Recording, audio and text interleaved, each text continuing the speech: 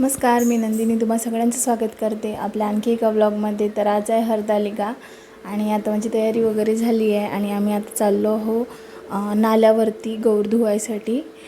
तर तुम्हाला कोणकोणते साहित्य लागतात या पूजेसाठी ते सांगते आणि जी आपण हरतालिका टाकली होती ती पण तुम्हाला दाखवते। चला व्हिडिओला सुरुवात करू।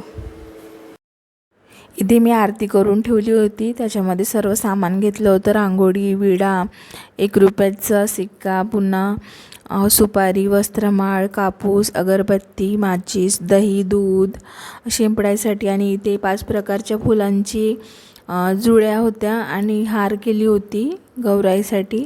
आणि गौराई आता बाहेर काढून ठेवली होती, म्हणजे समोर काढून ठेवली होती आणि बघा किती सुंदर वापली आहे, पिवळी एकदम आणि खूप दाट छान झाली आहे आपली गौराई माता।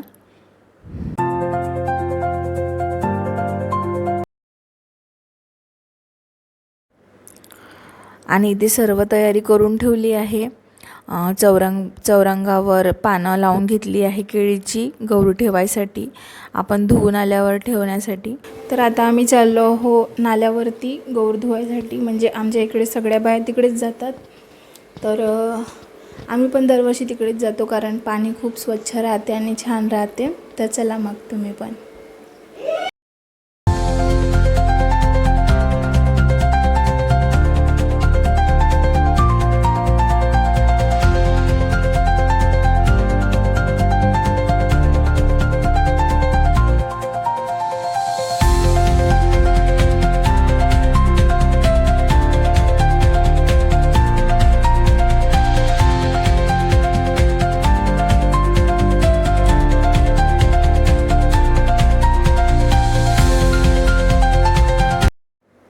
तर आम्ही पोहोचलो आता नाल्यावरती आणि इथे आधीच गर्दी होती खूप आणि व्ह्यू बघा किती सुंदर आहे।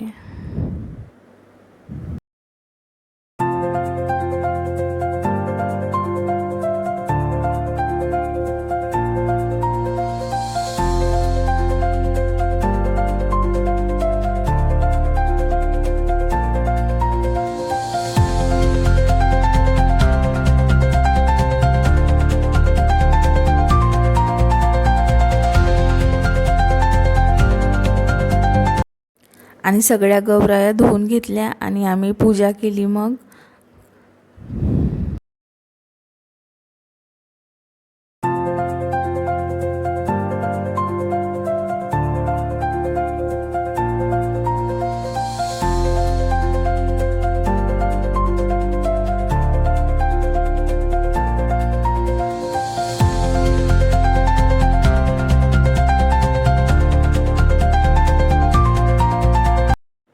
तर इथे पूजा वगैरे झाली आहे सगळ्या गौरींची।